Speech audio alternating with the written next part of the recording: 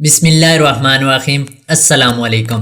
اگر آپ راولپنڈی اسلام آباد یا اس کے گرد و نواح میں رہتے ہیں تو یقیناً آپ کا راولپنڈی کے سب سے مشہور تجارتی مرکز راجہ بازار جانا ہوا ہوگا، جہاں راجہ بازار، اردو بازار، بورڈ بازار، ٹرنک بازار اور موچی بازار کے علاوہ بھی کئی چھوٹے بڑے بازار تھوڑے تھوڑے فاصلے پر موجود ہیں، جہاں سے پنجاب، KPK، گلگت بلتستان اور کشمیر سمیت کئی علاقوں میں تجارتی سامان کی خرید و فروخت کی جاتی ہے۔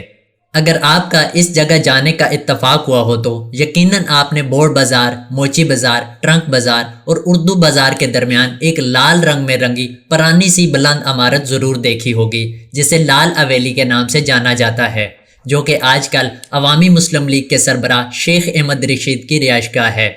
یہ قلعہ نما حویلی کب، کس نے اور کس مشہور عورت کے لیے بنوائی تھی اور شیخ احمد رشید نے اسے کب خریدا، ساری تفصیل جاننے کے لیے ویڈیو کو اینڈ تک لازمی دیکھیے گا۔ عدنان انفو کی ویڈیو میں ایک بار پھر سے خوش آمدید۔ پاکستان بننے سے بہت پہلے کی بات ہے کہ جہلم کے ایک خوشحال ہندو گھرانے کے چشم و چراغ بیرسٹر دھنراج سہگال تھے۔ سہگال شادی کی ایک تقریب میں شرکت کے لیے سیالکوٹ گئے، جہاں انہوں نے بدھا بائی کو محو رقص دیکھا۔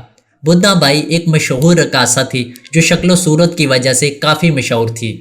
دھنراج کو بدھا کے گھنگرو کی چھنکار اس قدر بھائی کہ وہ اسے دل دے بیٹھا۔ وہ اس سے ہر صورت شادی کرنا چاہتا تھا۔ کافی مشکلات کے بعد آخر کار محبت جیت گئی اور دھنراج شادی کر کے بدھا کو اپنے ساتھ راولپنڈی لے آیا۔ دھنراج نے بدھا کے لیے ایک شاندار حویلی بنانے کا سوچا اور راولپنڈی میں جہاں موجودہ بورڈ بازار ہے وہاں ایک شاندار اور پرتعیش حویلی بنائی جو سہگال حویلی کے نام سے مشہور ہوئی۔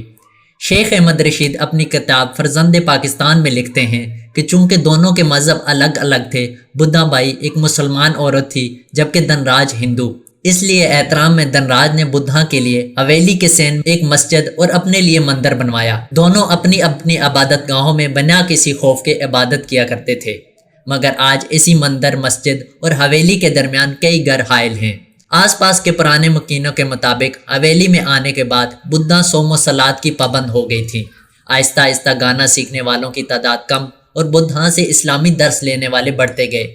فرزند پاکستان کے مطابق جب انڈیا پاکستان کا بٹوارا ہوا تو دھنراج نے حویلی بدھا بائی کو سونپی اور خود خاندان کے ہمراہ انڈیا چلا گیا۔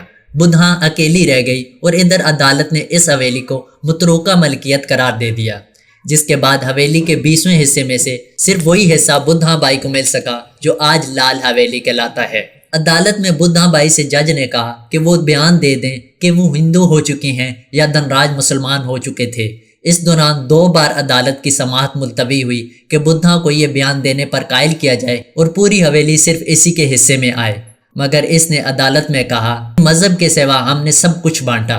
یوں حویلی کا بڑا حصہ اس سے چھن گیا۔ موجودہ بورڈ بازار کی چھوٹی بڑی دکانیں اور اطراف کی گلیاں بھی کسی زمانے میں عمارت کے سین کا حصہ ہوا کرتی تھی۔ شیخ رشید بتاتے ہیں کہ اس حویلی میں چوری کے غرض سے آئے چوروں نے اس کے جوان سالہ بھائی کو بھی قتل کیا۔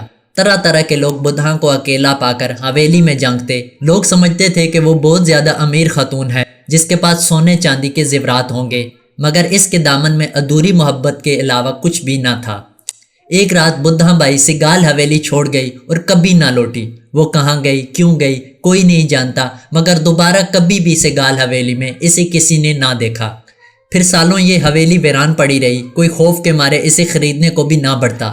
حویلی کے بالکل ساتھ والے مکان کے مکینوں کے مطابق ایک وقت وہ بھی تھا جب سہگال حویلی کو لوگ جنوں کی حویلی کہنے لگے تھے۔ کسی کو یہاں بجتی پائل سنائی دیتی تھی تو کسی کو بدھا کے کہکے۔ شیخ رشید صاحب حویلی خریدنے کے حوالے سے بتاتے ہیں کہ کافی عرصہ گمنامی میں رہنے والی سہگال حویلی کو کشمیر سے آئے ایک خاندان نے 2,18,000 میں خریدا۔ پھر خریدنے والے نے شیخ رشید کو 5.5 لاکھ میں حویلی بیچ دی۔ یوں سہگال حویلی کوڑیوں کے باؤ خرید لی گئی۔ حویلی کو شیخ رشید نے سیاسی سرگرمیوں کا مرکز بنا دیا۔ کئی ممتاز سیاستدانوں کو دعوت سخن دینے والی بالکنی آج بھی توجہ کا مرکز ہے۔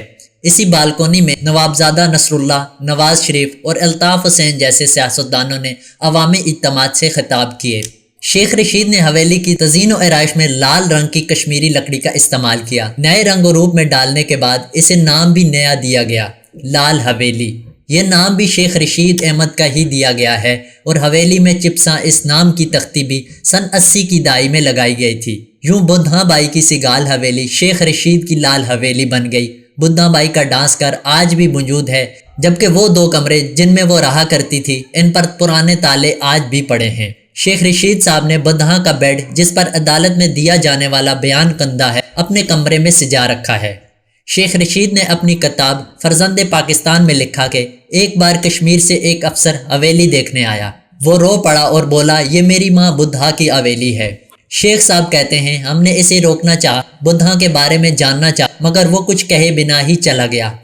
2014 میں ایک بار شیخ رشید احمد کو حویلی خالی کرنے کا نوٹس دیا گیا تھا۔ اس وقت شیخ رشید کے بھتیجے شیخ راشد نے بتایا تھا کہ لال حویلی سے متصل محکمہ اوقاف کی جائیداد، جو دراصل ایک مندر ہے، پچھلے 15 سے 20 سال سے عوامی مسلم لیگ کی زیر استعمال رہی۔ شیخ صاحب کو حویلی چھوڑنے کے پھر سے احکامات ملے ہیں، لیکن وہ اپنی نجی اور سیاسی محفلوں میں ایک جملہ اکثر کہا کرتے ہیں کہ اگر مجھے چوائس دی جائے کہ زندگی یا لال حویلی تو میں لال حویلی کو چن لوں گا۔ ویڈیو پسند آنے کی صورت میں ہمارے یوٹیوب چینل کو سبسکرائب کر کے ساتھ موجود بیل آئیکن کو بھی پریس کر دیں تاکہ ہماری ہر نئے آنے والی معلوماتی ویڈیو کا نوٹیفیکیشن آپ کو مل سکے۔ شکریہ۔ السلام علیکم۔ اللہ حافظ۔